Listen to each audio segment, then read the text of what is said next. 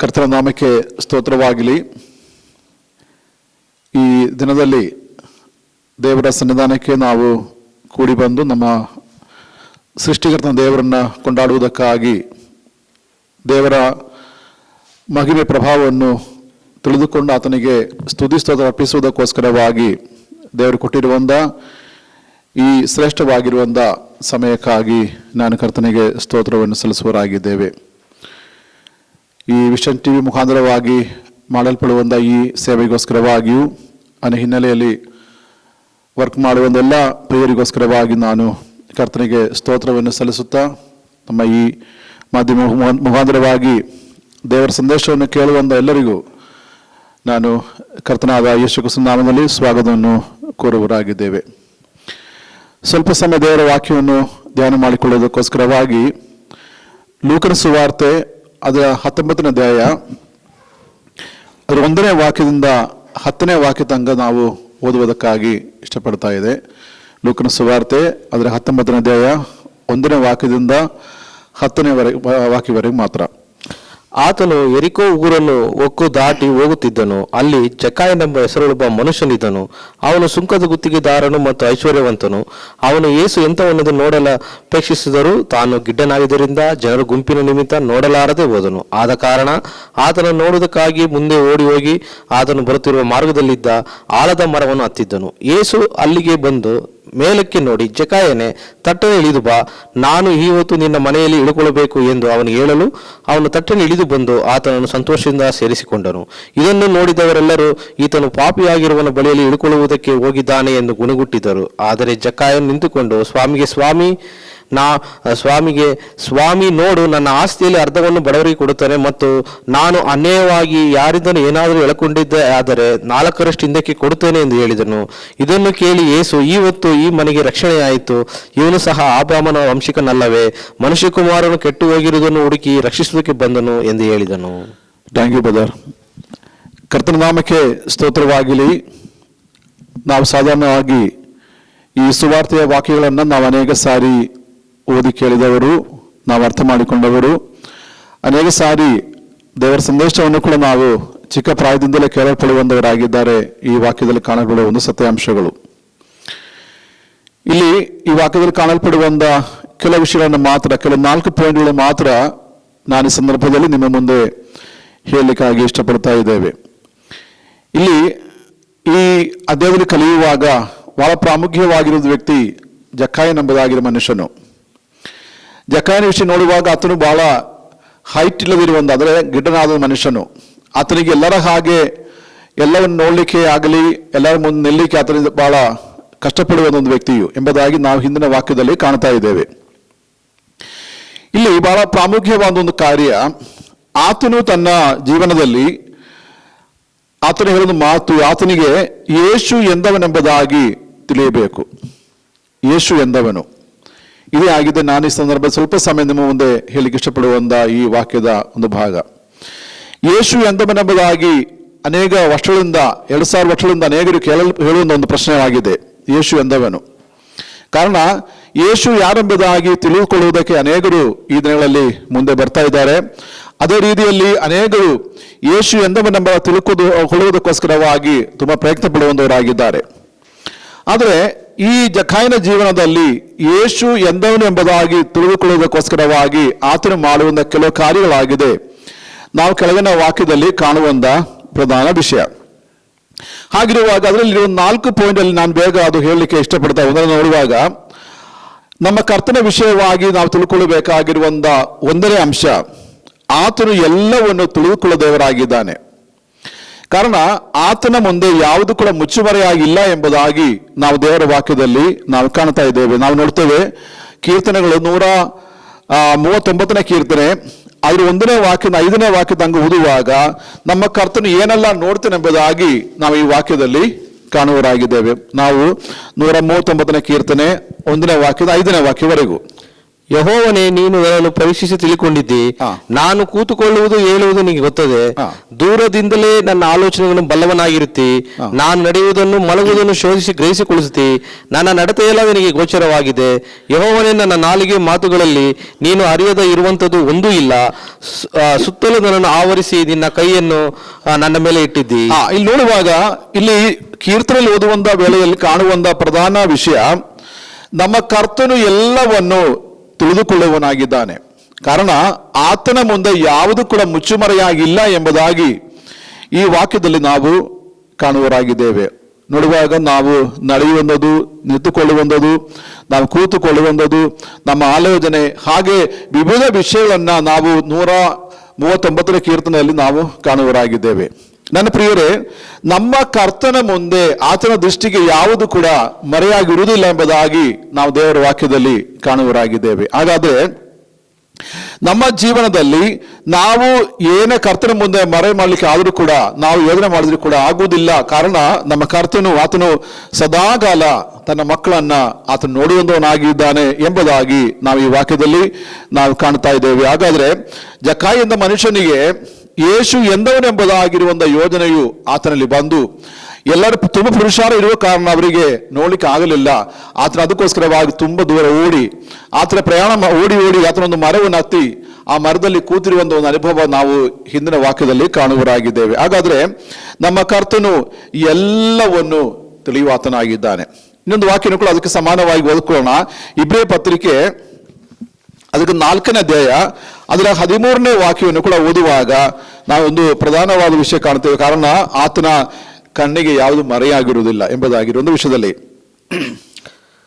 ನಾವು ಯಾವಾತನಿಗೆ ಲೆಕ್ಕೋಪಿಸಬೇಕಾಗಿದೆಯೋ ಆತನ ದೃಷ್ಟಿಗೆ ಸಮಸ್ತವು ಮುಚ್ಚು ಮರೆಯಿಲ್ಲದ ನೋಡುವಾಗ ಆತನ ದೃಷ್ಟಿಗೆ ಯಾವುದು ಮುಚ್ಚುಮರೆಯಾಗಿ ಇರುವುದಿಲ್ಲ. ಹಾಗಾದ್ರೆ ಆತನ ದೃಷ್ಟಿಗೆ ಎಲ್ಲೂ ಕೂಡ ಆತನ ನೋಡುವಂತವನಾಗಿದ್ದಾನೆ ಎಂಬುದಾಗಿ ನಾವು ಕಾಣ್ತೇವೆ. ಹಾಗಾದ್ರೆ ಈ ಜಕ್ಕಾಯ ಎಂಬ ಮನುಷ್ಯನಿಗೆ ಆತನಿಗೆ ಇದುವರೆ ಅರ್ಥ ಮಾಡಿಕೊಳ್ಳಲು ಸಾಧ್ಯವಲ್ಲದಿರುವ ಅನೇಕ ಕಾರ್ಯಗಳನ್ನ ಈ ವಾಕ್ಯದಲ್ಲಿ ಕಾಣ್ತಾ ಇದ್ದೇವೆ. ಅಂದ್ರೆ ನೋಡುವಾಗ ನಮ್ಮ ಕರ್ತನು ಎಲ್ಲವನ್ನು ಅರಿಯುವ ಆತನಾಗಿದ್ದಾನೆ, ಆತನೆಲ್ಲ ತಿಳ್ಕೊಳ್ಳುವಂತವನಾಗಿದ್ದಾನೆ. ಅದು ಮಾತ್ರವಲ್ಲ, ತನ್ನ ದೃಷ್ಟಿಗೆ ಎಲ್ಲವೂ ಕೂಡ ಸಮಾನವಾಗಿ ಆತನೆಲ್ಲವೂ ಕೂಡ ಮುಚ್ಚುಮರೆ ಇಲ್ಲದೆ ಆತನು ನೋಡುವಂತವನಾಗಿದ್ದಾನೆ ಎಂಬುದಾಗಿ ನಾವು ಈ ವಾಕ್ಯದಲ್ಲಿ ನಾವು ಕಾಣ್ತಾ ಇದ್ದೇವೆ. ನಾವು ಮುಂದುವರಿಯೋಣ. ಇಲ್ಲಿ ಕಾಣುವ ಒಂದು ಪ್ರಧಾನ ವಿಷಯ, ಅದರಲ್ಲಿ ಕರ್ತನಲ್ಲಿ ಯೇಸುಕ್ರಿಸ್ತನ ಕಾಣಲ್ಪಡುವಂತ ಇನ್ನೊಂದು ಸ್ವಭಾವವನ್ನು ನೋಡುವಾಗ ಆತನು ಎಲ್ಲರನ್ನ ಪ್ರೀತಿ ಮಾಡುವಂತವನು. ಇಲ್ಲಿ ಈ ಎಲ್ಲರನ್ನ ಪ್ರೀತಿ ಮಾಡಬೇಕಂತ ಹೇಳುವಾಗ ನಾವು ಅನೇಕ ಸಾರಿ ನಮ್ಮ ವಿಷಯ ನೋಡುವಾಗ ನಾವು ನಮ್ಮನ್ನೇ ಪ್ರೀತಿ ಮಾಡುವವರನ್ನ ಮಾತ್ರ ನಾವು ಪ್ರೀತಿ ಮಾಡುವುದಕ್ಕಾಗಿ ಇಷ್ಟಪಡುವವರಾಗಿದ್ದಾರೆ. ಆದರೆ ಕರ್ತನಾಗಲ್ಲ, ನಮ್ಮ ದೇವರಾದ ಯೇಸುಕ್ರಿಸ್ತನಾಗಲ್ಲ, ಆತನು ಎಲ್ಲರನ್ನ ಪ್ರೀತಿ ಮಾಡುವಂತವನು.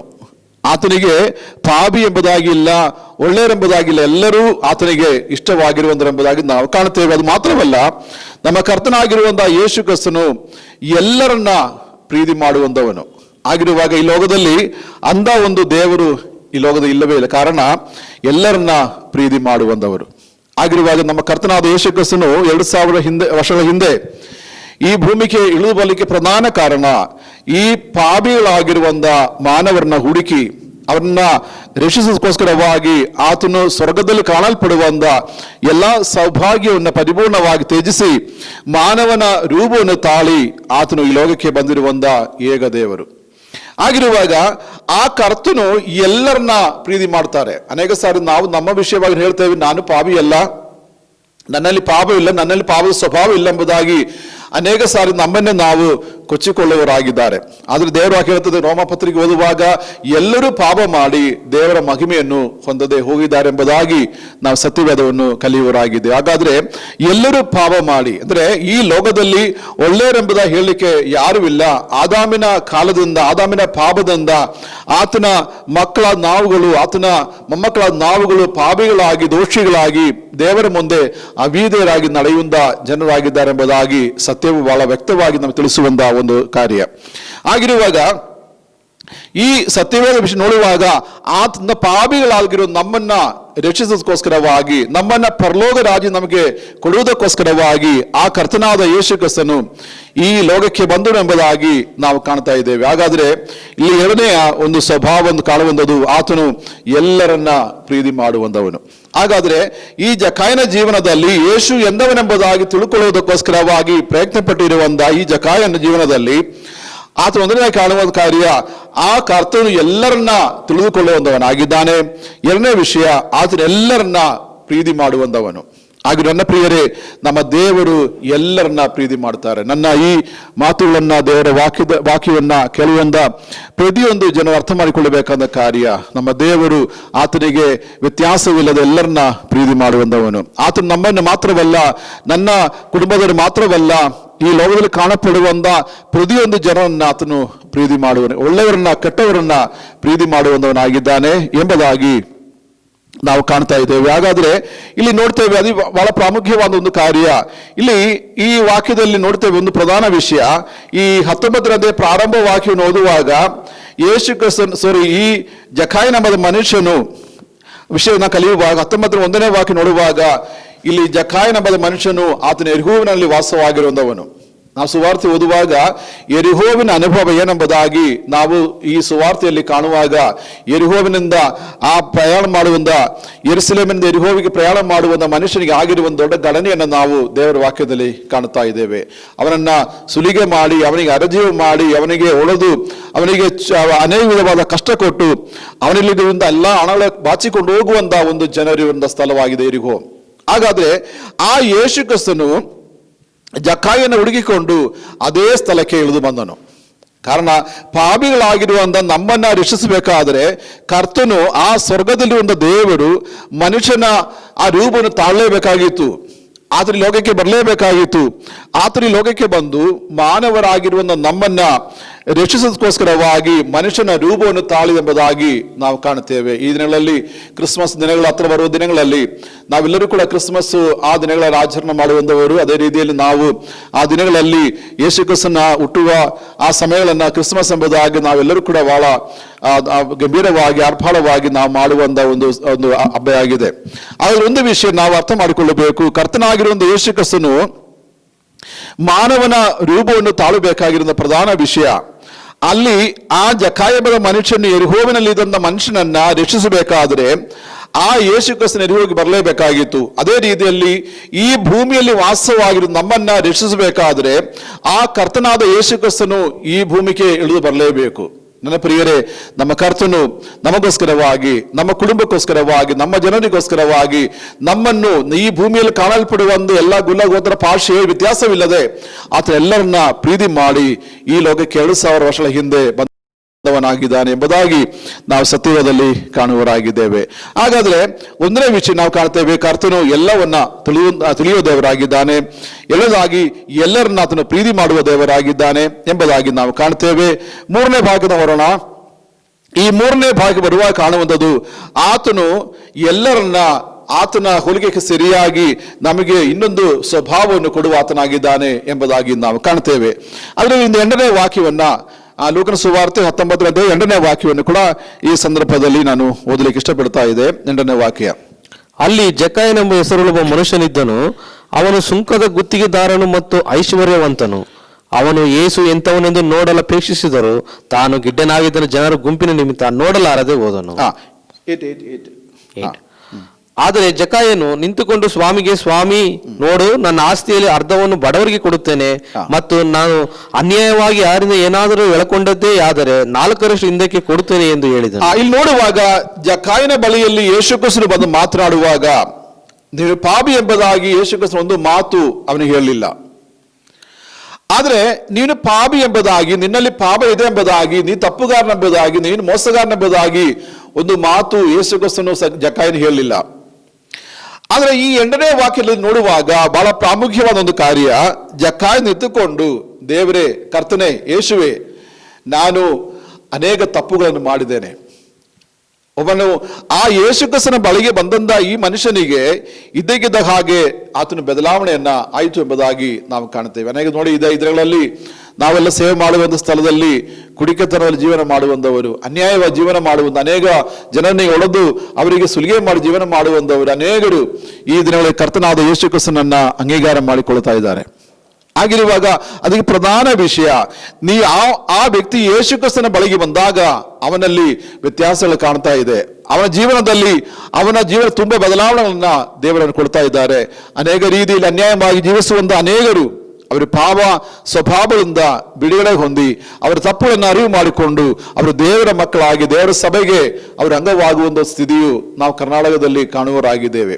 ಆಗಿರುವ ನನ್ನ ಪ್ರಿಯರೇ, ಇಲ್ಲಿ ಜಕಾಯನ ಜೀವನದಲ್ಲಿ ಆತನ ಸ್ವಭಾವ ವಿಷಯವಾಗಿ ಯೇಸು ಕ್ರಿಸ್ತನು ಒಂದು ಮಾತು ಆತನ ಹೇಳಲಿಲ್ಲ.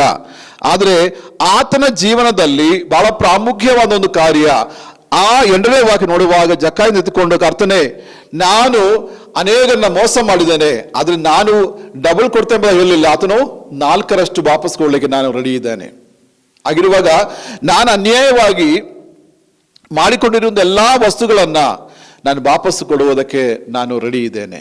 ಈ ದಿನಗಳಲ್ಲಿ ನಮ್ಮ ಜೀವನದಲ್ಲಿ ನಾವು ಕರ್ತನ ಮುಂದೆ ನಾವು ನಮ್ಮನ್ನೇ ಪರೀಕ್ಷಿಸಿಕೊಳ್ಳೋಣ, ನಮ್ಮ ಜೀವನವನ್ನು ನಾವು ಪರೀಕ್ಷಿಸಿಕೊಳ್ಳೋಣ, ನಾವು ಕರ್ತನ ಮುಂದೆ ನಮ್ಮ ಜೀವನವನ್ನೇ ಬದಲಾವಣೆ ಮಾಡಿಕೊಳ್ಳೋಣ. ನಮ್ಮ ಕರ್ತನು ನಮಗೆ ವ್ಯತ್ಯಾಸಗಳನ್ನು ಕೊಡುವಾತನು. ನಮ್ಮ ಹೃದಯದಲ್ಲಿ ನಮ್ಮ ಹೃದಯದ ನೋವುಗಳನ್ನ ತುಳುಕೊಳ್ಳೋ ದೇವರು ನಮಗೆ ವ್ಯತ್ಯಾಸವನ್ನು ಕೊಟ್ಟು ನಮ್ಮನ್ನ ಕಾಯುವಾತನಾಗಿದ್ದಾನೆ. ವಿಶೇಷವಾಗಿ ದೇವರ ಆ ಪ್ರಸನ್ನತೆಯು, ದೇವರ ಕೃಪೆಯು ನಮ್ಮ ಮೇಲೆ ನಾವು ಆತನು ತೋರಿಸಬೇಕಾದ್ರೆ ಖಂಡಿತವಾಗಿಯೂ ನನ್ನ ಪ್ರಿಯರು ನಾವು ಕ್ರಿಸ್ತನ ಸನ್ನಿಧಾನಕ್ಕೆ ನಾವು ನಮ್ಮನ್ನೇ ಸಾಷ್ಟಾಂಗ ಸಮರ್ಪಿಸಿಕೊಳ್ಳಲೇಬೇಕು. ಹಾಗೆ ನಾವು ಮಾಡುವಾಗ ನಮ್ಮ ಕುಟುಂಬದಲ್ಲಿ ಸಮಾಧಾನವಿದೆ, ನಮ್ಮ ಕುಟುಂಬದಲ್ಲಿ ಸಂತೋಷವಿದೆ. ನೋಡಿ, ದನಗಳನ್ನು ನೋಡುವಾಗ ಅನೇಕರು ತಮ್ಮ ಕುಟುಂಬ ಜೀವನವನ್ನೇ ನಾಶ ಮಾಡಿಕೊಂಡು ಅವರ ಜೀವನದಲ್ಲಿ ಸಂತೋಷವಿಲ್ಲದೆ, ನೆಮ್ಮದಿ ಇಲ್ಲದೆ, ಜೀವನದಲ್ಲಿ ಯಾವ ವಿಧವಾಗಿ ಗುರಿ ಇಲ್ಲದೆ ಅವರು ಜೀವನ ಮಾಡಿದ ಎಷ್ಟೋ ಮನೆಗಳು ನಮ್ಮ ಮುಂದೆ ಇದೆ, ನಮ್ಮ ಸಮಾಜದಲ್ಲಿ ಇದ್ದೇವೆ. ಆಗಿರುವಾಗ ಅವರ ಮುಂದೆ ನಾವು ಕ್ರಿಸ್ತನ ಮಕ್ಕಳಾಗಿರುವಾಗ ನಮ್ಮ ಈ ಸ್ವಭಾವ ಅನೇಕರು ಕಾಣಬೇಕು. ಕ್ರಿಸ್ತನ ನಮ್ಮಲ್ಲಿರುವಂಥ ಸ್ವಭಾವ, ನಮ್ಮ ಕುಟುಂಬ ಜೀವನ, ನಮ್ಮ ಸಂತೋಷ, ನಮ್ಮ ಸಮಾಧಾನವು ಅದಕ್ಕೆ ಏಕ ವ್ಯಕ್ತಿ ಕಾರಣ, ಅದು ಕರ್ತನಾಗಿರುವಂಥ ಯೇಸು ಕ್ರಿಸ್ತನೊಬ್ಬನೇ. ಆಗಿರುವಾಗ ಈ ವಾಕ್ಯದಲ್ಲಿ ಕಾಣಪಡುವಂತ ಒಂದು ಪ್ರಧಾನ ಕಾರ್ಯ ಆತನು ತನ್ನಲ್ಲಿ ಇರುವಂತ ಎಲ್ಲಾ ತಪ್ಪುಗಳನ್ನ ಆತನ ಅರ್ಥ ಮಾಡಿಕೊಂಡು ಆತನ ಕ್ರಿಸ್ತನ ಮುಂದೆ ತನ್ನ ಆ ತಪ್ಪುಗಳನ್ನು ಒಪ್ಪಿಕೊಂಡವನಾಗಿ ಆತನ ಒಂದು ಹೊಸ ತೀರ್ಮಾನವನ್ನ ಮಾಡಿಕೊಳ್ಳುವವನಾಗಿದ್ದಾನೆ ಎಂಬುದಾಗಿ ನಾವು ಕಾಣುವರಾಗಿದ್ದೇವೆ. ಅದು ಮಾತ್ರವಲ್ಲ, ನಾವು 1 ಕೊರಿಂಥಿಯ 5ನೇ ಅಧ್ಯಾಯ 2 ಕೊರಿಂಥಿಯ 5ನೇ ಅಧ್ಯಾಯ 17ನೇ ವಾಕ್ಯ ಓದುವಾಗ, ಒಬ್ಬನು ಕ್ರಿಸ್ತನಲ್ಲಿ ಬಂದಾಗ ಅವನ ನೂತನ ಸೃಷ್ಟಿ ಎಂಬುದಾಗಿ ನಾವು ಕಾಣುತ್ತೇವೆ. ಅಂದ್ರೆ ಅವನು ಕ್ರಿಸ್ತನಲ್ಲಿ ಬಂದಾಗ, ಅಂದ್ರೆ ಒಬ್ಬನ ಯೇಸು ಕ್ರಿಸ್ತನಲ್ಲಿ ಬಂದಾಗ ಅವನ ಹೊಸ ಜೀವನ, ಅವನ ಹೊಸ ಸ್ವಭಾವ, ಅವನಲ್ಲಿ ಹಳೆಯ ಸ್ವಭಾವ ಎಲ್ಲ ಪರಿಪೂರ್ಣವಾಗಿ ಹೋಗಲಾಡಿಸಿ ದೇವರು ಅವನನ್ನ ಹೊಸ ಜೀವನದಲ್ಲಿ ನಡೆಸುವವನಾಗಿದ್ದಾನೆ ಎಂಬುದಾಗಿ ನಾವು ಕಾಣುತ್ತೇವೆ. ನನ್ನ ಪ್ರಿಯರೇ, ನಾವು ಕ್ರಿಸ್ತನಲ್ಲಿ ಬಂದಾಗ, ನಾವು ಕ್ರಿಸ್ತನ ಮಕ್ಕಳಾಗಿ ಮಾರ್ಪಡುವಾಗ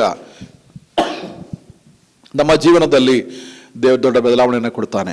ಆಗಿರುವಾಗ ಈ ಸಂದರ್ಭದಲ್ಲಿ ನಾವು ಕ್ರಿಸ್ತನ ಮಕ್ಕಳಾಗಿ ಈ ನನ್ನ ವಾಕ್ಯವನ್ನು, ಈ ಸಂದೇಶವನ್ನು ಕೇಳುವಂತ ಪ್ರತಿಯೊಂದು ಜನ ಅರ್ಥ ಮಾಡಿಕೊಳ್ಳಬೇಕು.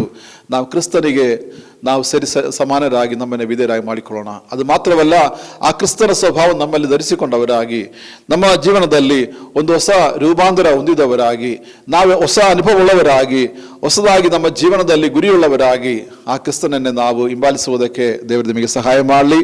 ನನ್ನ ಈ ವಾಕ್ಯದ ಕೊನೆಯ ಭಾಗಕ್ಕೆ ನಾವು ಬಂದಿದ್ದು 4ನೇ ಅಂಶ ನೋಡೋಣ. ಇಲ್ಲಿ ನೋಡುವಾಗ ಇಲ್ಲಿ ಕಾಣುವಂತ ಒಂದು ಪ್ರಧಾನ ವಿಷಯ 9ನೇ ವಾಕ್ಯ ನೋಡುವಾಗ ಯೇಸು ಕ್ರಿಸ್ತ ಹೇಳ್ತಾನೆ, ಇವನು ಅಬ್ರಹಾಮಿನ ಮಗನು. ಇದುವರೆ ಆ ಮಾತು ಈ ಜಕಾಯನ್ ಕೇಳಲಿಲ್ಲ. ಅದನ್ನ ಹೇಳ್ತಾನೆ, ಇವನು ಅಬ್ರಹಾಮಿನ ಮಗನು. ಅಬ್ರಹಾಮ್ ಅಂತ ಹೇಳುವಾಗ ನಮ್ಮೆಲ್ಲರ ತಂದೆ, ವಿಶ್ವಾಸಿಗಳ ತಂದೆ ಎಂಬುದಾಗಿ ಕರೆಯಲ್ಪಡುವಂತ ವ್ಯಕ್ತಿಯಾಗಿದ್ದಾನೆ ಅಬ್ರಹಾಮನು. ಅದು ಆ ನಂಬಿಕೆ ಜೀವನದಲ್ಲಿ ಬಹಳ ಪ್ರಾಮುಖ್ಯವಾದ ವ್ಯಕ್ತಿಯಾಗಿದ್ದಾನೆ ಅಬ್ರಹಾಮನು. ಆಗಿರುವಾಗ ಈ ಜಕಾಯನ ಜೀವನದಲ್ಲಿ ಇದುವರೆಗೂ ಇಂದರ ಅನುಭವ ಇರಲಿಲ್ಲ. ಆದರೆ ಈಗ ಯೇಸು ಕ್ರಿಸ್ತ ಹೇಳ್ತಾನೆ, ಇವನು ಅಬ್ರಹಾಮಿನ ಮಗನು. ಅದು ಮಾತ್ರವಲ್ಲ, ಅವನ ಜೀವನದಲ್ಲಿ ಇನ್ನೊಂದು ದೊಡ್ಡ ಕಾರ್ಯ ಆತನು ಹೇಳ್ತಿದ್ದಾನೆ, ನಾನು ಇವತ್ತು ನಿನ್ನ ಮನೆಗೆ ಬರ್ತೇನೆ ಎಂಬುದಾಗಿ. ನನ್ನ ಪ್ರಿಯರೇ, ನಮ್ಮ ಮನೆಯಲ್ಲಿ ಕ್ರಿಸ್ತನ ಸಂತೋಷವಿದೆಯಾ? ಆ ಕ್ರಿಸ್ತನ ಪ್ರಸನ್ನತೆ ನಮ್ಮ ಮನೆಗಳಲ್ಲಿ ಇದೆಯಾ? ಆ ಕ್ರಿಸ್ತನ ಸಾನ್ನಿಧ್ಯ ನಮ್ಮಲ್ಲಿ ಇದೆಯಾ ಎಂಬುದಾಗಿ ನಾವು ನಮ್ಮನ್ನೇ ಪರೀಕ್ಷಿಸಿಕೊಳ್ಳಬೇಕು. ನಮ್ಮ ಜೀವನದಲ್ಲಿ ಆ ಕ್ರಿಸ್ತನ ಸಾನ್ನಿಧ್ಯವಿಲ್ಲದಿದ್ದರೆ ಖಂಡಿತವಾಗಿಯೂ ನಮ್ಮ ಜೀವನವು ನಿರಾಶಾ ಜೀವನವಾಗಿರ್ತದೆ. ನನ್ನ ಮನೆಯಲ್ಲಿ ನಾವು ಅನೇಕ ಸಾರಿ ನಮ್ಮ ಮನೆಯ ಮುಂದೆ ಕ್ರಿಸ್ತನೇ ಈ ಮನೆಯ ಯಜಮಾನ್ ಎಂಬುದಾಗಿರುವ ಬೋರ್ಡ್ ನಾವು ಹಾಕಿಕೊಳ್ಳುತ್ತೇವೆ. ಆದರೆ ಅನೇಕ ಸಾರಿ ಮನೆಯ ಒಳಗಡೆ ಆ ಕ್ರಿಸ್ತನ ಸಾನ್ನಿಧ್ಯ ಇಲ್ಲದಿರುವಂತ ಎಷ್ಟೋ ಮನೆಗಳು, ಎಷ್ಟೋ ವಿಶ್ವಾಸಿಗಳ ಕುಟುಂಬಗಳು ನಮ್ಮ ಸಮಾಜದಲ್ಲಿ ನಾವು ಕಾಣುವರಾಗಿದ್ದೇವೆ. ಆಗಿರುವ ನನ್ನ ಪ್ರಿಯರ ಈ ದಿನಗಳಲ್ಲಿ ಆ ದೇವರ ಮಕ್ಕಳ ನಾವುಗಳು ಅರ್ಥ ಮಾಡಿಕೊಳ್ಳಬೇಕು. ಕ್ರಿಸ್ತನ ಸಾನ್ನಿಧ್ಯವು ನಮ್ಮ ಮನೆಗಳಲ್ಲಿ ಇರಬೇಕು. ಇಲ್ಲಿ ನೋಡ್ತೇವೆ, ಆ ಯೇಸು ಕ್ರಿಸ್ತನು ಜಕಾಯ ಎಂಬುದಾಗಿರುವ ಮನುಷ್ಯನ ಜೊತೆಯಲ್ಲಿ ಆತನು ಇದುವರೆಗೂ ತನ್ನ ಕುಟುಂಬ ಜೀವನವು, ತನ್ನ ಜೀವನವೆಲ್ಲವೂ ಕೂಡ ಯೇಸು ಕ್ರಿಸ್ತನ ಮುಂದೆ ಆತನು ಬಿಚ್ಚಿಟ್ಟರು. ತನ್ನಲ್ಲಿ ಪಾಪ ಸ್ವಭಾವ ಇದೆ, ತಾನು ಅನ್ಯಾಯವಾಗಿ ಅನೇಕರನ್ನ ಮೋಸ ಮಾಡಿದನೆಂಬುದಾಗಿ ಆತ ಒಪ್ಪಿಕೊಂಡನು. ಅದು ಮಾತ್ರವಲ್ಲ, ಆ ಕೊನೆಯದಾಗಿ ಯೇಸು ಕ್ರಿಸ್ತ ಹೇಳ್ತಾನೆ, ಇವನು ಅಬ್ರಹಾಮಿನ ಮಗನು. ಇದುವರೆಗೂ ಒಂದು ಸಾಧಾರಣ ವ್ಯಕ್ತಿಯಾಗಿ ಒಂದು ಕುತೇಕಾರನಾಗಿ ಸುಂಗದ ಕುತೇಕಾರ ಜೀವನ ಮಾಡಿದ ಈ ಜಕಾಯನಿಗೆ ಹೇಳಿದ ಮಾತು, ಇವನು ಅಬ್ರಹಾಮಿನ ಮಗನು. ನನ್ನ ಪ್ರಿಯರೇ, ಈ ದಿನಗಳಲ್ಲಿ ನಾವು ನಮ್ಮನ್ನ ಒಂದು ಕ್ಷಣ ಪರಿಶೋಧನೆ ಮಾಡಿಕೊಳ್ಳೋಣ. ನಾವು ಕ್ರಿಸ್ತನ ಮಕ್ಕಳು, ನಾವು ಕ್ರಿಸ್ತನಿಗೋಸ್ಕರ ಜೀವಿಸುವಂತವರು. ಹಾಗಾದರೆ ನಾವು ಕೂಡ ಅಬ್ರಹಾಮಿನ ಮಕ್ಕಳಾಗಿದ್ದೇವೆ. ಆಗಿರುವಾಗ ನಮ್ಮ ಜೀವನದಲ್ಲಿ ಆ ಕ್ರಿಸ್ತನು ನಮ್ಮ ಮನೆಯಲ್ಲಿ ವಾಸವಾಗಿರಬೇಕು, ನಮ್ಮ ಜೊತೆಯಲ್ಲಿ ಒಂದು ವಾಸವಾಗಿರುವಂಥವನು ಆಗಿರುವಾಗ ನಿಮ್ಮ ಕುಟುಂಬದಲ್ಲಿ ಯೇಸು ಕ್ರಿಸ್ತನ ಸಾನ್ನಿಧ್ಯವಿದ್ದರೆ ಖಂಡಿತವಾಗಿಯೂ ಆ ಮನೆಯು ಬಹಳ ಸಂತೋಷವಾಗಿರುತ್ತದೆ. ಆಗಿರುವಾಗ ನಾನು ನಿಮಗೆ 4 ವಿಷಯಗಳನ್ನ ಈ ಸಮಯದಲ್ಲಿ ಹೇಳಿದೆ. ಒಂದು ನೋಡುವಾಗ ಎಲ್ಲವನ್ನು ತಿಳ್ಕೊಳ್ಳುವ ದೇವರಾಗಿ ನಮ್ಮ ಕರ್ತನಾದ ಯೇಸು ಕ್ರಿಸ್ತನು. 2ನೇ ವಿಷಯ, ಅದನ್ನೆಲ್ಲರನ್ನ ಪ್ರೀತಿ ಮಾಡುವಂಥವನು. 3ನೇದಾಗಿ ಎಲ್ಲರನ್ನ ರೂಪಾಂತರಪಡಿಸುವಂತ ಆಗಿದ್ದಾನೆ. ಅದು ಮಾತ್ರವಲ್ಲ, ಆತನು ನಮ್ಮ ಜೊತೆಯಲ್ಲಿ ವಾಸವಾಗಿರುವಂಥವನು. ಆಗಿರುವ ನನ್ನ ಪ್ರಿಯರೇ, ಈ ಸಮಯ ದೇವರ ಸನ್ನಿಧಾನಕ್ಕೆ ನಾವು ನಮ್ಮನ್ನೇ ತಗ್ಗಿಸಿಕೊಳ್ಳೋಣ. ನಮ್ಮ ಕರ್ತನು ಬರುವ ಸಮಯ ಬಹಳ ಹತ್ತಿರವಾಗಿದೆ. ನಮ್ಮ ಜೀವನದಲ್ಲಿ ಆ ಯೇಸು ಕ್ರಿಸ್ತನಿಗೋಸ್ಕರವಾಗಿ ನಮ್ಮ ಜೀವನವನ್ನ ಮಡುಪಾಗಿಟ್ಟುಕೊಂಡು ನಮ್ಮ ಸೇವೆಗಳಲ್ಲಿ, ನಮ್ಮ ಸಭೆಗಳಲ್ಲಿ ನಾವು ಉತ್ತಮ ಸಾಕ್ಷಿಗಳಾಗಿ ಜೀವಿಸೋಣ. ಅದೇ ರೀತಿಯಲ್ಲಿ ನಮಗೆ ಕೊಟ್ಟಿರುವ ಆತ್ಮಗಳ ಮುಂದೆ ನಾವು ಕೂಡ ಒಂದು ಒಳ್ಳೆಯ ಸ್ವಭಾವವುಳ್ಳವರಾಗಿ ದೇವರ ಮುಂದೆ ನಂಬಿಗಸ್ತರಾಗಿ ನಾವು ಮುಂದುವರಿಯಬೇಕು. ಹಾಗೆ ಬರುವಾಗ ಖಂಡಿತವಾಗಿಯೂ ದೇವರು ನಿಮ್ಮನ್ನ ಕುಟುಂಬವಾಗಿ ಆಶೀರ್ವಾದ ಮಾಡಲಿಕ್ಕೆ ಸಿದ್ಧನಾಗಿದ್ದಾನೆ. ಅದು ಮಾತ್ರವಲ್ಲ, ದೇವರ ಪ್ರಸನ್ನತೆಯು ಈ ಕರ್ನಾಟಕದಲ್ಲಿ ನಾವು ಸೇವೆ ಮಾಡುವಂತ ಎಲ್ಲ ಪ್ರತಿಯೊಂದು ಸ್ಥಳದಲ್ಲಿ ಕೂಡ ಅನೇಕ ದಿನಗಳಲ್ಲಿ ದೇವರ ಕಡೆಗೆ ಬರಬೇಕು. ಕಾರಣ ಕರ್ತನಾದ ಯೇಸು ಕ್ರಿಸ್ತನ ಬರುವ ಸಮಯವು ಬಹಳ ಹತ್ತಿರವಾಗಿದೆ. ಆಗಿರುವಾಗ ಆ ಸಂದರ್ಭದ ಅರಿಶಿಕೆರೆ ಮಾತ್ರವಲ್ಲ, ಹಾಸನ ಜಿಲ್ಲೆ ಮಾತ್ರವಲ್ಲ, ಈ ಪ್ರಪಂಚದಲ್ಲಿ ಯಾರು ಕೂಡ ಕೈ ಬಿಡಲ್ಪಡಬಾರದು. ಎಲ್ಲರೂ ಕೂಡ ಆ ಪರಲೋಕ ರಾಜ್ಯದಲ್ಲಿ ಸೇರಬೇಕು. ನಾವು ಯೋಹನ ಸುವಾರ್ತೆ 14ನೇ ಓದುವಾಗ ನಮಗೋಸ್ಕರ ಬೀಳಾರವನ್ನ ಸಿದ್ಧ ಮಾಡಿರುವಂತ ದೇವರು, ಆ ಬೀಳಾರವನ್ನು ಸಿದ್ಧ ಮಾಡಿರುವಾಗ ಆ ಬೀಳಾರಕ್ಕೆ ನಾವು ಕೂಡ ಎಲ್ಲರೂ ಸೇರಲ್ಪಡಬೇಕು. ಅದಕ್ಕೋಸ್ಕರವಾಗಿ ಆ ಕರ್ತನಾದ ಯೇಸು ಕ್ರಿಸ್ತನು ಕಳೆದ 2000 ವರ್ಷಗಳಿಂದ ನಮಗೋಸ್ಕರವಾಗಿ ಆ ಮನೆಯನ್ನ ಕಟ್ಟುವನಾಗಿದ್ದಾನೆ. ನೋಡಿ, ನಾವು ಒಂದು ಮನೆ ಕಟ್ಟಬೇಕಾದ್ರೆ ಕನಿಷ್ಠ 1 ವರ್ಷ, 2 ವರ್ಷ, 5 ವರ್ಷ ಒಳಗೆ ಎಷ್ಟು ದೊಡ್ಡ ಮನೆ ಬೇಕಾದ್ರೆ ಕಟ್ಟಬಹುದು. ಆದರೆ ಕಳೆದ 2000 ವರ್ಷಗಳಿಂದ ಕಟ್ಟಲ್ಪಡದ ಮನೆ ಎಷ್ಟು ಚಂದವಾಗಿರ್ಬೋದು. ಆಗಿರುವಾಗ ಆ ಮನೆಗೆ ಹೋಗುವುದಕ್ಕೆ ನಾವು ಸಿದ್ಧರಾಗೋಣ. ಖಂಡಿತವಾಗಿ ನಾವು ಅದಕ್ಕೋಸ್ಕರವಾಗಿ ತಳಕಪಡೋಣ. ನಮ್ಮ ಜೀವನದಲ್ಲಿ ಅಂತ ಒಂದು ಗುರಿಯುಳ್ಳವನಾಗಿ ಯೇಸು ಎಂದವನೆಂಬುದಾಗಿ ಆ ಪರೀಕ್ಷೆ ಮಾಡಲಿಕ್ಕೋಸ್ಕರ ಬಂದಿರುವಂತ ಜಕಾಯನು ತನ್ನ ಜೀವನದಲ್ಲಿ ದೊಡ್ಡ ಬದಲಾವಣೆಯನ್ನು ಮಾಡಿಕೊಂಡು ಆ ಯೇಸು ಕ್ರಿಸ್ತನ ಅವನ ಮನೆಗೆ ಬಂದಿದ್ದಾನೆ. ಆಗಿರುವ ದಿನಗಳಲ್ಲಿ ನಮ್ಮ ಸಂದೇಶವನ್ನು ಕೇಳುವಂತ ಅನೇಕರು ಈ ರೀತಿಯಲ್ಲಿ ನಿಮ್ಮ ಪಾಪದ ಸ್ವಭಾವವನ್ನು ಬಿಡುಗಡೆ ಹೊಂದಿದವರಾಗಿ ಆ ಕರ್ತನಿಗೋಸ್ಕರವಾಗಿ ತನ್ನ ಜೀವನವನ್ನೇ ಮಡುಪಾಗಿ ಇಟ್ಟುಕೊಂಡು ದೇವರ ಸಾನ್ನಿಧ್ಯ ತಮ್ಮ ಮನೆಯೊಳಗಡೆ ನಮ್ಮ ಜೀವನದಲ್ಲಿ ತೋರಿಸಿಕೊಂಡವರಾಗಿ ಕ್ರಿಸ್ತನಿಗೋಸ್ಕರವಾಗಿ ಜೀವಿಸುವಂತ ಮಕ್ಕಳಾಗಿ ದೇವರೆಲ್ಲ ನಡೆಸಲಿ. ಒಂದು ಸ್ಟೋರಿ ಈ ತರ ನಾನು ಕೇಳಿದ್ದೇನೆ. ಆ ಸ್ಟೋರಿನ ಹೇಳಿ ನಾನು ಈ ವಾಕ್ಯವನ್ನ ಮುಗಿಸ್ಲಿಕ್ಕೆ ಇಷ್ಟಪಡ್ತಾ ಇದ್ದೆ. ಆ ಸ್ಟೋರಿ ನೋಡುವಾಗ ಒಂದು ಅರಸನು, ಆ ಅರಸನ ಜೊತೆಯಲ್ಲಿ ಅನೇಕ ವರ್ಷಗಳಾಗಿ ಶಿಲ್ಪಿಯಾಗಿ ಕೆಲಸ ಮಾಡುವ ಮನುಷ್ಯನು. ಶಿಲ್ಪಿ ಎಂದು ಹೇಳುವಾಗ ಆತನು ಆ ರಾಜ್ಯದಲ್ಲಿ ಎಲ್ಲಾ ಬಿಲ್ಡಿಂಗ್ ಆಗಲಿ ಎಲ್ಲಾ ಕಾರ್ಯಗಳಲ್ಲಿ ಬಹಳ ಜ್ಞಾನ ಇರುವಂತ ವ್ಯಕ್ತಿಯಾದ ಈ ಶಿಲ್ಪಿಯಾದ ಮನುಷ್ಯನು. ಆ ಮನುಷ್ಯನು ಒಂದಿನ ಆತನ ರಿಟೈರ್ಡ್ ಆಗುವ ಸಮಯ ಬಂದು, ಆಗಿರುವಾಗ ರಿಟೈರ್ಡ್ ಆಗುವಂತ ಸಮಯದಲ್ಲಿ ಆತನು ಬಹಳ ನಿರಾಸನಾಗಿ ಕಂಡು. ಯಾಕಂದ್ರೆ ಶಿಲ್ಪಿ ಈ ಅರಸನು ಅನೇಕ ವರ್ಷಗಳಾಗಿ ಈ ಅರಸನ ಜೊತೆ ನಾನು ಕೆಲಸ ಮಾಡಿದ್ದೇನೆ, ಅದು ನನಗೋಸ್ಕರ ಆತನು ಏನು ಮಾಡಲಿಲ್ಲ. ತುಂಬಾ ನಿರಾಸನಾಗಿರೋದು ಶಿಲ್ಪಿಗೆ ಆತನ ಕೆಲಸವನ್ನ ಮುಗಿಸಿ ಆತನ ರಿಟೈರ್ಡ್ ಆಗಿ ತನ್ನ ಮನೆಗೆ ಹೋಗುವಂತ ಸಂದರ್ಭದಲ್ಲಿ ದೊಡ್ಡ ಒಂದು ಫಂಕ್ಷನ್ ರೆಡಿ ಮಾಡಿದರು. ಆ ಫಂಕ್ಷನ್ ಅಲ್ಲಿ ಅರಸನ ಒಂದು ಮಾತು ಹೇಳಿದ್ರು, ಅಲ್ಲೇ ಶಿಲ್ಪಿ ಒಂದು ಕೆಲಸ ಮಾಡಬೇಕು, ನೀವು ನನಗೋಸ್ಕರವಾಗಿ ರಾಜ್ಯಕ್ಕೋಸ್ಕರ ತುಂಬಾ ಕೆಲಸ ಮಾಡಿದ್ರಿ, ಆದ್ರೆ ಇನ್ನೊಂದು ದೊಡ್ಡ ಬಿಲ್ಡಿಂಗ್ ನೀವು ಕಟ್ಟಬೇಕು ಎಂಬುದಾಗಿ ಹೇಳಿದ್ರು. ಇದು ಕೇಳಿದಾಗ ಈ ಶಿಲ್ಪಿಗೆ ಬಹಳ ನಿರಾಶೆ. ಯಾಕಂದ್ರೆ ಹೇಳಿದ್ರೆ ನಾನು ಇಷ್ಟು ವರ್ಷ ಸೇವೆ ಮಾಡಿದೆ, ನನಗೆ ಈತನ ಏನು ಮಾಡಿ ಕೊಟ್ಟಿಲ್ಲ. ಆಗಿರುವಾಗ ನೀನು ಮುಂದೆ ದೊಡ್ಡದಾಗಿ ನಿನ್ನ ಇಚ್ಛೆಗೆ ಅನುಸಾರವಾಗಿ ನಿನ್ನ ಬುದ್ಧಿಗೆ ಅನುಸಾರವಾಗಿ ಎಷ್ಟು ದೊಡ್ಡ ಮನೆ ಬೇಕಾದ್ರೂ ಒಂದು ಬಿಲ್ಡಿಂಗ್ ಕಟ್ಟಿಕೊಳ್ಳಿ, ಅದರಲ್ಲಿ ನಾನು ನಿಮಗೆ ಅದರಲ್ಲಿ ವಾಸವಾಗಲಿಕ್ಕೆ ಅಥವಾ ನೀ ಕಟ್ಟಬೇಕೆಂಬುದಾಗಿ ಹೇಳಿದರು. ಆತನು ಬಹಳ ದುಃಖಿತನಾಯಿದ್ರು. ಅಂದ್ರೆ ಇಷ್ಟು ವರ್ಷ ಕೆಲಸ ಮಾಡಿದ್ರು ಕೂಡ ಏನು ಮಾಡಲಿಲ್ವಲ್ಲ ವ್ಯಕ್ತಿ ಎಂಬುದಾಗಿ ಹೇಳಿಕೊಂಡು ನಿರಾಶನಾದರು. ಕೊನೆಯದಾಗಿ ಆತನ ಬೇಕಾಬಿಟ್ಟಿ ಒಂದು ಬಿಲ್ಡಿಂಗ್ ಅನ್ನ ಕಟ್ಟಿದರು. ಆ ಬಿಲ್ಡಿಂಗ್ ಕಟ್ಟಿ ಆತನು ಅದನ್ನ ಕಂಪ್ಲೀಟ್ ಮಾಡಿಕೊಂಡನು. ಆ ಮನೆಯ ಗೃಹ ಪ್ರವೇಶ ಬಂದಾಗ ಅರಸನು ಎಲ್ಲರನ್ನ ಕರೆಸಿದ್ರು. ಆ ತನ್ನ ರಾಜ್ಯದಲ್ಲಿ ಎಲ್ಲರನ್ನ ಕರೆಸಿದ್ರು, ದೊಡ್ಡ ಗಣ್ಯ ವ್ಯಕ್ತಿಗಳನ್ನೆಲ್ಲ. ಆ ಮಧ್ಯದಲ್ಲಿ ಹೇಳಿ ಮಾತು, ಈ ಶಿಲ್ಪಿ ಅನೇಕ ವರ್ಷಗಳಾಗಿ ನನ್ನ ಜೊತೆಯಲ್ಲಿ ಸೇವೆ ಮಾಡ್ತಾ ಇದ್ರು, ಆದರೆ ಈಗ ಆತನು ರಿಟೈರ್ಡ್ ಆಗಿ ತನ್ನ ಮನೆಗೆ ಹೋಗುವ ಸಮಯ. ಆದರೆ ನಾನು ಈತನಿಂದ ಲಾಸ್ಟ್ ಕೊನೆಗೆ ಕಟ್ಟಿರುವ ಮನೆಯು ಅದು ನನಗೋಸ್ಕರವಾಗಿಲ್ಲ, ಈತನಿಗೋಸ್ಕರ ಎಂಬುದಾಗಿ ಹೇಳಿದರು. ಆಗಿದ್ದಾಗ ಈ ಶಿಲ್ಪಿದು ಬಹಳ ದುಃಖವುಳ್ಳವನಾಗಿದ್ದು, ಯಾಕಂದ್ರೆ ಕಾರಣ ಆತ ಇದುವರೆಗೆ ಬಹಳ ಖುಷಿಯಾಗಿ ಕೆಲಸ ಮಾಡಿದ್ರು ಕೂಡ ಕೊನೆಯದಾಗಿ ಈ ಬಿಲ್ಡಿಂಗ್ ಕಟ್ಟುವಾಗ ಬಹಳ ನಿರಾಶನಾಗಿದ್ದರು. ನನ್ನ ಪ್ರಿಯರೇ, ನಾವು ಅನೇಕ ಸಾರಿ ಆಗಿದರೆ ಖಂಡಿತವಾಗಿ ಬಿಟ್ಟು ಬಿಡೋಣ. ನಮ್ಮ ಸೇವೆಯಲ್ಲಿ ನಾವು ಧೈರ್ಯ ಮುಂದುವರಿಯೋಣ. ನಮ್ಮ ಸೇವೆಯು ಅದು ದೇವರ ಮಹಿಮೆಗೋಸ್ಕರ ಇರಲಿ. ಹಾಗೆ ಮಾಡುವ ಖಂಡಿತವಾಗಿಯೂ ದೇವರು ನಿಮ್ಮನ್ನು ಆಶೀರ್ವಾದ ಮಾಡ್ತಾರೆ. ಈ ಅವಕಾಶವನ್ನು ಕೊಟ್ಟಿರುವಂತ ಈ ವಿಷನ್ ಟಿವಿಗೆ, ಅವರ ಎಲ್ಲ ಸಂಘಗಳಿಗೆ, ಅವರ ಹಿನ್ನೆಲೆ ವರ್ಕ್ ಮಾಡುವುದೆಲ್ಲರಿಗೂ, ಪ್ರಿಯ ವಿನೋದ್, ಅವರ ಫ್ಯಾಮಿಲಿ ಎಲ್ಲರಿಗೂ ನಾವು ಈ ಸಂದರ್ಭದಲ್ಲಿ ನಾನು ವಂದನೆಗಳು ಸಲ್ಲಿಸುವವರಾಗಿದ್ದೇವೆ. ನಿಮ್ಮನ್ನು ದೇವರ ಆಶೀರ್ವಾದ ಮಾಡಲಿ. ನಮ್ಮ ಈ ವಾಕ್ಯವನ್ನು ಕೇಳುವಂತ ಪ್ರತಿಯೊಂದು ಜನನ್ನ ದೇವರ ಆಶೀರ್ವಾದ ಮಾಡಲಿ. ಸಣ್ಣದಾಗಿ ಒಂದು ಪ್ರಾರ್ಥನೆ ಮಾಡಿಕೊಂಡು ನಾನು ಈ ಮೆಸೇಜ್ಗಳನ್ನು ನಿಲ್ಲಿಸಲಿಕ್ಕೆ ಇಷ್ಟಪಡ್ತಾ ಇದ್ದೇವೆ. ಪರಿಶುದ್ಧ ತಂದೆ ಆಗಿರುವಂಥ ದೇವರೇ, ಈ ಮುಂಜಾನೆಯಲ್ಲಿ ನಿನ್ನ ವಾಕ್ಯವನ್ನು ಕೇಳಿರುವಂಥ ಎಲ್ಲ ಪ್ರಿಯರಿಗೋಸ್ಕರವಾಗಿ ನಿನಗೆ ಸ್ತೋತ್ರ. ಎಲ್ಲರನ್ನು ವ್ಯಕ್ತಿಗತವಾಗಿ ನೀನೇ ಕರುಣಿಸುವ ಆಶೀರ್ವಾದ ಮಾಡು. ಆ ಕರ್ತನ ಜಕಾಯರ ಜೀವನದಲ್ಲಿ ಬಂದಿರುವಂಥ 4 ಅನುಭವಗಳು ನಾವು ತಿಳಿದುಕೊಂಡಿದ್ದೇವೆ ಸ್ವಾಮಿ. ನಾವು ಕೂಡ ನಂಬಿಕಸ್ಥರಾಗಿ ದೇವರು ನಿನ್ನ ಮಕ್ಕಳಾಗಿ, ನಿನ್ನ ಸೇವಕರಾಗಿ, ನಿನ್ನಲ್ಲಿ ಬಹಳ ಸಂತೋಷವುಳ್ಳವರಾಗಿ ನಿನ್ನ ಸೇವೆ ನಮ್ಮ ಮುಂದುವರಿಯುವುದಕ್ಕಾಗಿ ದೇವರೇ ನೀನು ಸಹಾಯ ಮಾಡು. ಪ್ರಾರ್ಥನೆ ಕೇಳೋದಕ್ಕಾಗಿ ನಿನಗೆ ಸ್ತೋತ್ರ ತಲವಾಗಿರುವ ಎಲ್ಲರನ್ನ ನೀನು ಆಶೀರ್ವಾದ ಮಾಡು. ಯೇಸು ಕ್ರಿಸ್ತನ ನಾಮದಲ್ಲಿ ಬೇಡಿಕೊಳ್ಳುತ್ತೇವೆ ನಮ್ಮ ಜೀವವುಳ್ಳ ತಂದೆಯೇ.